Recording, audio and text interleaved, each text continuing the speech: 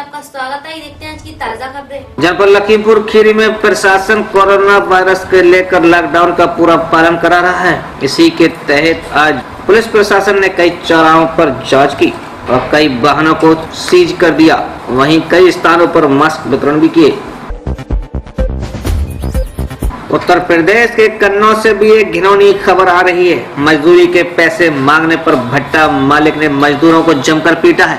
इंद्रगढ़ थाना क्षेत्र के मरहला किराए पर संगम ब्रिक बिल्ड के नाम से ईंट भट्टा चल रहा है, जिस पर आज काम कर रहे बिहारी मजदूर आज एकत्रित होकर लगभग 4 दर्जन से अधिक थाने पहुंचे।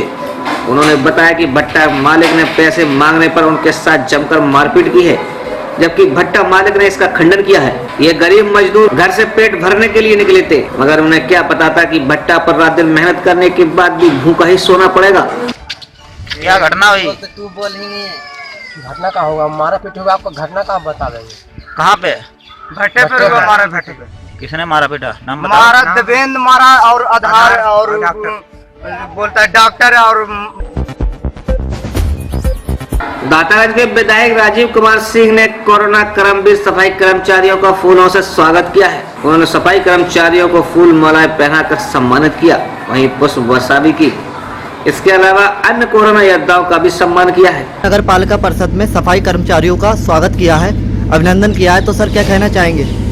इस देश में कोरोना संक्रमण की लड़ाई में हमारे सफाई कर्मियों का, हमारे स्वास्थ्य कर्मियों का, हमारे सुरक्षा कर्मियों का और खासकर से मैं कह रहा हूं कि हमारे जो सफाई कर्मी हैं, इन भाइयों का बहुत बड़ा योगदान इस संक्रमण को रोकने में रहा है। इन्होंने पूरा मजबूती से सफाई व्यवस्था को चुस्त दुरुस्त बनाए रखने में पूरा अपना योगदान दिया है। इसलिए आज इनका अभिनंदन हम सब लोगों ने मिलकर किया है। इस लड़ाई में हम सब लोग इनके साथ हैं। इनको जो भी आवश्यकता होगी हम सब लोग मिलकर इनकी आवश्यकताओं को भी पूरा करें। साथ ही कुछ संदेश देना चाहेंगे क्षेत्रवासियों को सर? नए क्षेत्रवासी हमारे जो देश के प्रधानमंत्री ने निर्देश दिया है कि घर में रहें, सुरक्षित रहें, एक सामाजिक दूरी बनाए रहें, बिना आवश्यकता के बाहर ना निकलें। इससे कोरोना से इसी में बचाव है। हम सब लोग सफाई से और शासन के निर्देशों का पालन करते रहें। निसंदेह हमारा देश कोरोना पे विजयी होगा और हम एक नए भारत का निर्माण करेंगे, जिसमें फिर से हम भारत को विश्व गुरु बनाने के लिए सब लोग मिलकर एकजुट होकर देश को आगे बढ़ाएंगे। लॉकडाउन का पूर्ण रूप से पालन कराने के लिए थाना फैजगंज बेटा पुलिस भी अग्रसर है। रात दिन अपनी ड्यूटी कर लॉकडाउन का पालन करा रही है। वहीं कुछ गरीबों के लिए फैजगंज बेटा पुलिस ने खाद्यान्न के पैकेट भी उपलब्ध कराए हैं। भोजन के पैकेट पाकर गरीबों के चेहरे खिल उठे हैं। पुलिस का ये सराहनीय कदम देखकर संजीव गुप्ता व अन्य कस्बा वासियों ने उनका हौसला अफजाई करते हुए पुष्प वर्षा की। उज्ज्वला योजना में भ्रष्टाचार का खुलासा, एजेंसी मालिक पर गंभीर आरोप लगाए गए। ये आरोप हम नहीं लगा रहे, स्वयं पात्रों ने लगाए हैं। जो लोग अपात्र हैं उनके लिए उज्ज्वला गैस सिलेंडर दिए गए हैं और निःशुल्क सिलेंडर मिल रहा है, मगर जो पात्र हैं उनके लिए कोई सहायता नहीं मिल पाई है। उज्ज्वला गैस योजना के अंतर्गत जो आपको कनेक्शन स्वीकृत किए थे मोदी सरकार, इस समय आपके अकाउंट में 792 रुपया है। कितने सालों से आपको गैस नहीं दिया गया है? 3 सालों से आप लोगों को नहीं मिला है। तो ये मतलब बेच लिए हैं कि अभी रखे हुए हैं घर पे? और आज आप सबके अकाउंट में पैसा है तो आप लोगों ने जाना कि आपको गैस मिली है, तो आप लोगों ने शिकायत की है ना?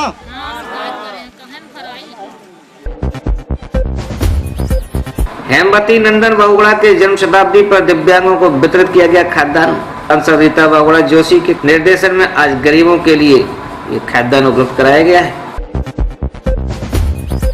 जनपद प्रयागराज के हंडिया थाना क्षेत्र के समाज सेवियों द्वारा मनरेगा में काम करने वाले लोगों को वितरित किए गए मास्क पाकर लोगों के चेहरे को लुटे हैं। मंडलायुक्त ने कोरोना प्रभावित क्षेत्र का किया निरीक्षण। कोरोना प्रभावित क्षेत्र शंकर घाट का निरीक्षण करते हुए मंडलायुक्त प्रयागराज आर रमेश कुमार, पुलिस महानिरीक्षक पी.के. सिंह ने सब व्यवस्थाओं का जायजा लिया। बदायूं जनपद के पूर्व सांसद धर्मेंद्र यादव की ओर से गरीबों के लिए राहत सामग्री वितरण की जा रही है। इसमें बिसौली, वजीरगंज, उजानी, बिलसी क्षेत्र में राहत सामग्री वितरण की गई। जनपद मुजफ्फरनगर के एसएसपी ने लॉकडाउन के चलते नियम तोड़ने वालों पर कठोर कार्रवाई करने की बात कही है।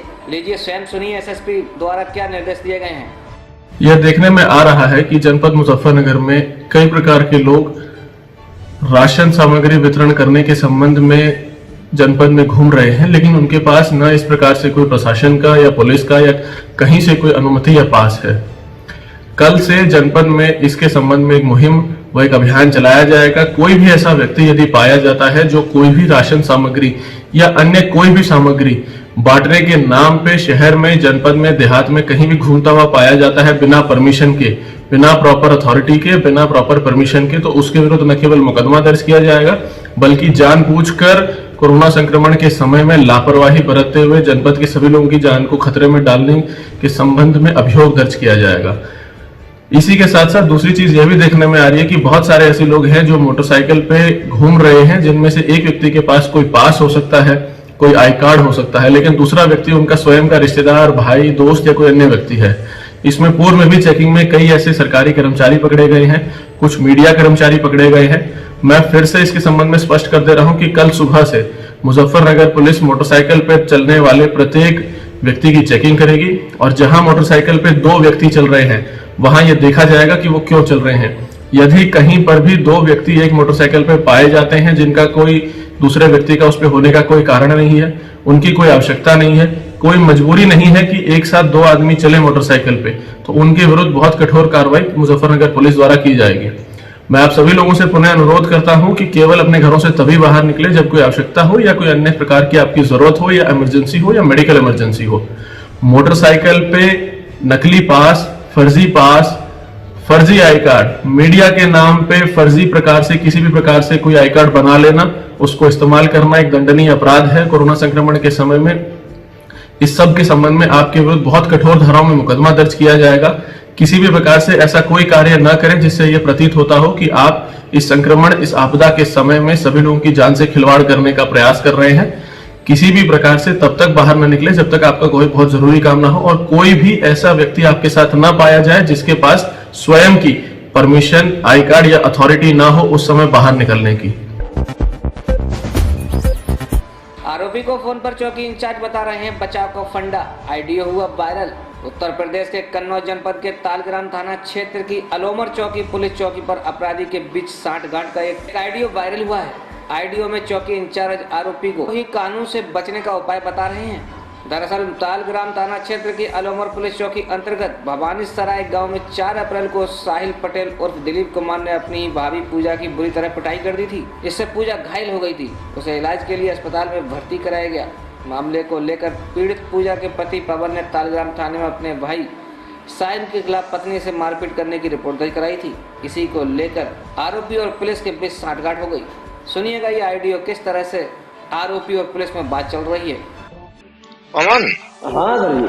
अरे यार वो तो बड़ा हालत खराब है, हॉस्पिटल में एडमिट है। ऐसा करो, सुनो, मैं रत्नेश को भेजा हूँ 2 सिपाही को, ठीक है ना?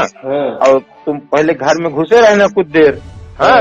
जो थोड़ी हल्की फड़की देंगे तो धीरे से निकल आना और निकलने के बाद उनकी मोटरसाइकिल बैठ जाना, ठीक है? और उनकी मोटरसाइकिल के बाद थाने चले जाएंगे और थाने से तुम्हारा मैं फोन कर देता हूँ। थाने से जब तुम सिपाही के साथ जाओगे तो समझ जाएगी कि अब इनको जेल भेज रहे हैं, ठीक है? और बस वही समय से उसकी बीमारी ठीक होना शुरू हो जाएगी, हाँ? और फिर तुम वही से में तुम्हारे लिए कौन बड़ी बात, ठीक है ना? ठीक है, यही एक विकल्प बचा है। तो जो और उसको मैं बता देता हूँ, जब सिपाही के साथ जाओगे तो जान जाएगा अब जेल जाने वाले हैं और बीमारी उसकी तुरंत ठीक हो जाएगी, ठीक है?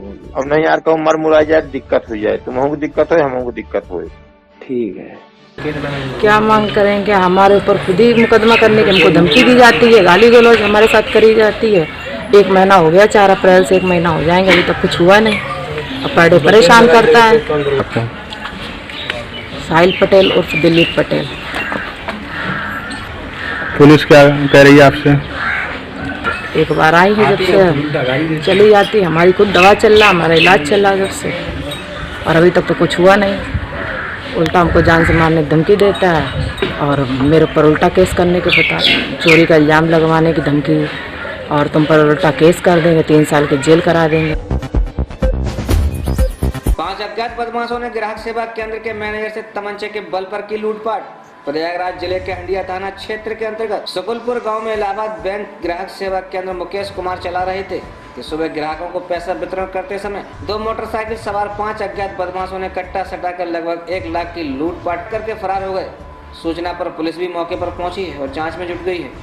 मामला हमारे एरिया के, हम अपने ग्राहक सेवा केंद्र में बैठे थे, वहाँ पे हम जैसे बैठे हैं 3 लोग ऊपर आए हैं, आके एक लोग कट्टा हमको सटा के मुंह में डाल दिया कट्टा, एक लोग माथे पे लगाए, लगाने के बाद फिर हमारा पैसा लिए, हमको मारे भी, मार के हमको अंदर बंद करके उसके बाद पैसा लेके चले गए।